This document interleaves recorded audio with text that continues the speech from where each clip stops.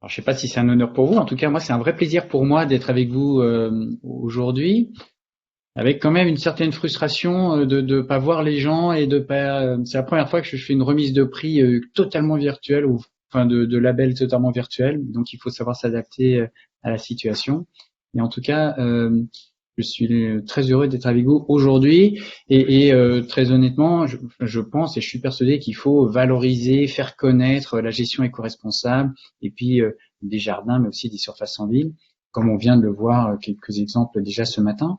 Et puis pour moi, c'est bien sûr aussi un prétexte pour mettre en valeur la nature en ville, l'éveil au développement durable, avoir une vraie conscience écologique et ce genre de manifestation est bien un moyen d'en parler, de le faire connaître, de le valoriser et dans le combat qu'on mène tous pour penser autrement sa relation à la nature, sortir du fantasme qu'ont eu certains de pouvoir s'exonérer totalement de la nature et de réapprendre à apprivoiser, vivre avec la nature et les végétaux.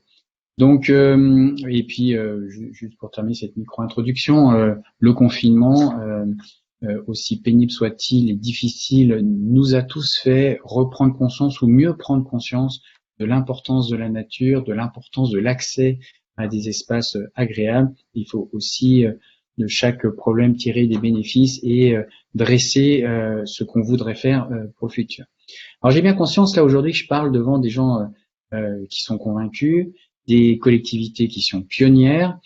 Donc c'est bien aussi à ce titre que je trouve ça vraiment intéressant d'être là aujourd'hui et face à l'érosion de la biodiversité pour tout un tas de raisons diverses et variées, mais notamment l'émission ou l'utilisation de substances nocives qui portent atteinte à la faune, à la flore, mais donc aussi par conséquence à nous-mêmes. Et on a besoin de gens comme vous qui montrent l'exemple et qui montrent qu'il y a d'autres chemins et qu'on peut dresser des possibles dont on est fier.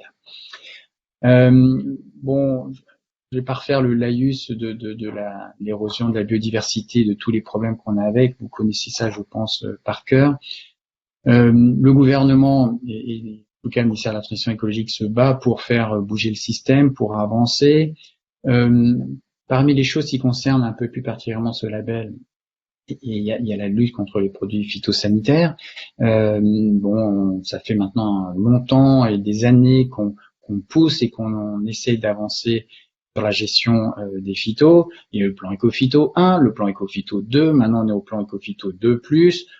On peut montrer et puis dire qu'il se passe des choses, et donc ça c'est encourageant. Les quantités de CMR1 et 2 baissent réellement, le biocontrôle augmente, mais si on veut être totalement honnête, aujourd'hui on n'est clairement pas à la hauteur de ce qu'on voudrait, et on est encore dans de l'optimisation de pratiques, mais clairement pas dans un changement de modèle. Et donc là encore, on a besoin d'utiliser les pionniers qui montrent comment faire autrement, et c'est bien ça aujourd'hui.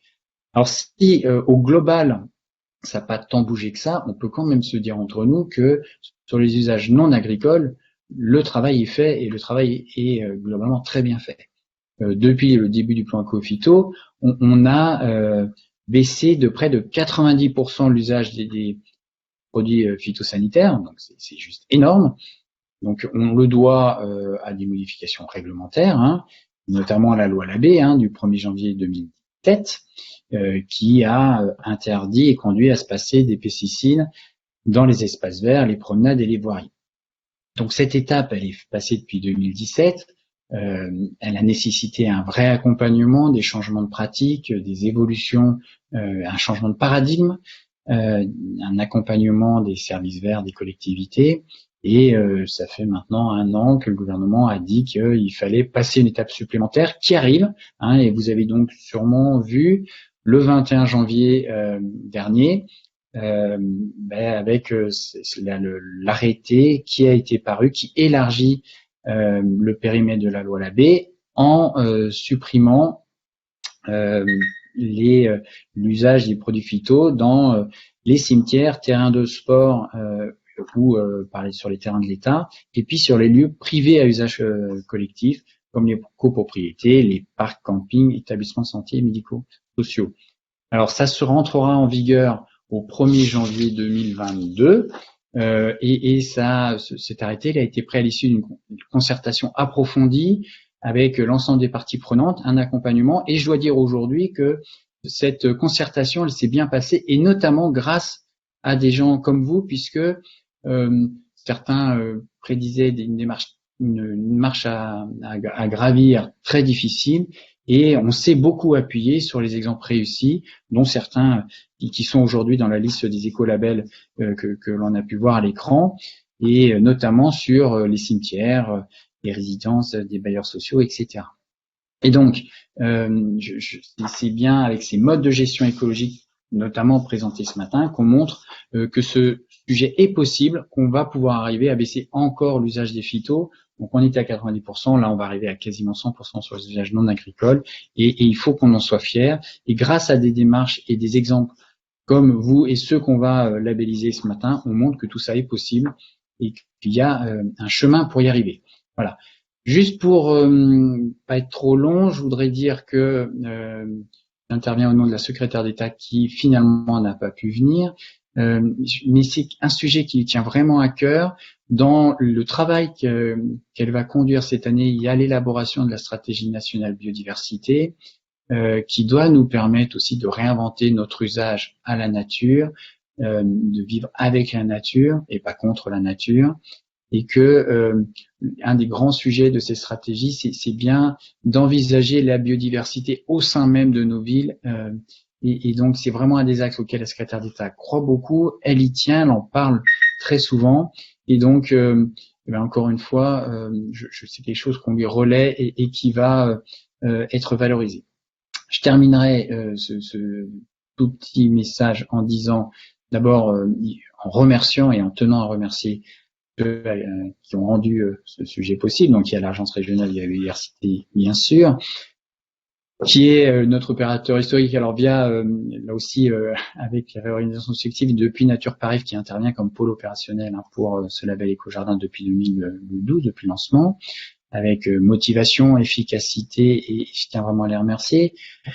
Je ne veux pas oublier non plus Plantécité, l'association qui est un fidèle partenaire du plan Éco-Phyto et qui est à l'origine de ce label.